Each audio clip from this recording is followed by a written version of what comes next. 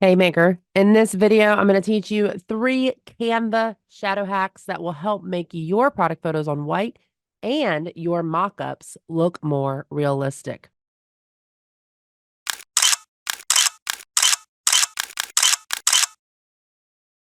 If this is your first time joining me, my name is Kristina Nicole, and I'm a product photography coach teaching makers like you how to take your own high quality product photos that actually attract more customers and make more sales for your product based business. This first photo here is a flat lay that I did of 3 different lip glosses. Let's say I want to take this photo and I want to create a product photo on white by using the Canva background remover. Couple things we want to keep in mind. You always want to look for the presence of light so that you then can realistically capture the way the shadow would fall. So you'll notice that we have a higher presence of light on the left side, and you're already seeing kind of a soft shadow to the right of the product. So if we click this image and we go into Edit Photo and we choose Background Remover, we're going to be left with all these additional elements. So I'm going to click into it, make sure I have Erase option selected. We're increase our brush size, and we're going to remove this additional stuff. Now here we're left with the 3 lip glosses on a pure white background, but they just look like they're floating. So what we're going to do is we want to create some type of shadow to make them look like they are resting on a backdrop and make them look more realistic. So in this specific scenario, because these lip glosses are laying down on their side in a flat lay type position, we can use a drop shadow option. So we're going to go into effects and we're going to click shadow and we're going to choose drop. So here you can adjust the amount of blur. You can make the shadow nice and hard. I think there is about good. You can also adjust the angle. So this is where you would want to play with the shadow angle based on the direction of light. So again, our light is coming from the left, so I'm pretty happy with our shadow just pushing off to the right about there. Distance is another option. Distance plays a factor when either a light source is high in the sky or it's lower. So if the light source is lower, the shadow is going to be more elongated like this. If the light source is higher in the sky, it's going to be like this, where there's less of a shadow. Now, looking at the light on this product, we've got a presence of light kind of throughout the whole left side. It's not super apparent just throughout here. I do have a little bit of that reflection going all the way down. So we want to extend it a little bit, but not significantly. Okay. You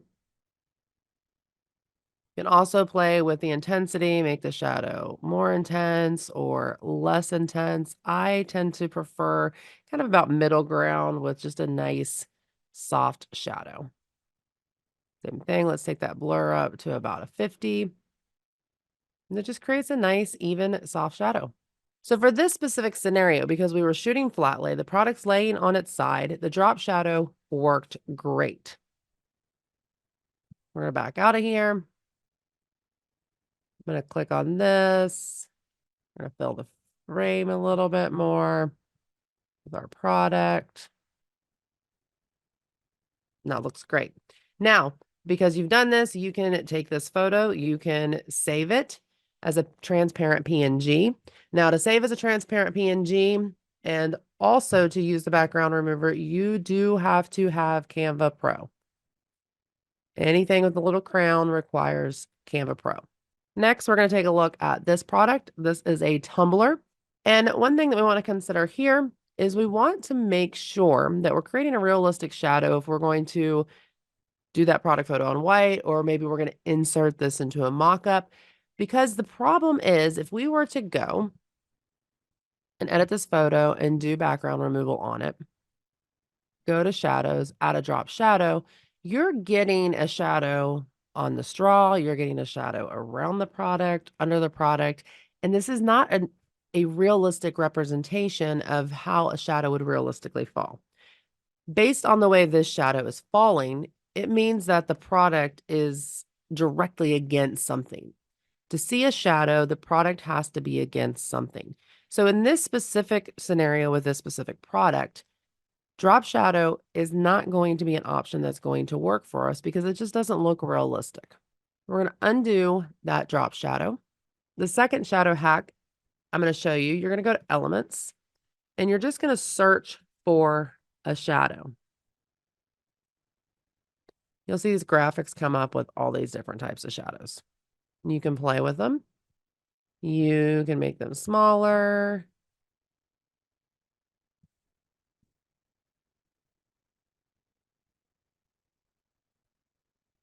Pull another one in, one that's a little more blurry. I like that first one better.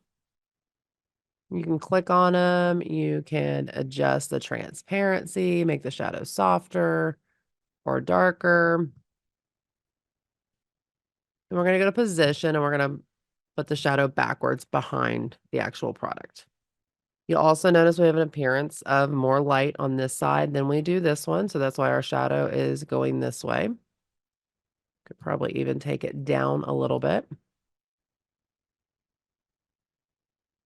With layers, I want to select that shadow again. I'm going to decrease the transparency a little bit, make it a little softer. This is more of a realistic shadow for this type of product, especially if we're putting it on white or we're going to move it into a mock-up. Now, shadow hack number 3 is going to be the coolest one, and this will work for any type of product. It's specifically helpful if your product has a lot of detail, but this one does take a little more time. So with this product, we're going to go in and we're going to do the background removal. And then what we're going to do is we're actually going to copy and paste this image. We're going to enlarge it just a little bit. And then we're going to go over here to our effects. And we're going to scroll over to duotone. So with that copied image selected, we're going to choose mono. We're going to scroll down, and this here is a super critical portion of this. We want to change all of this to all black. So make sure both of them are all black.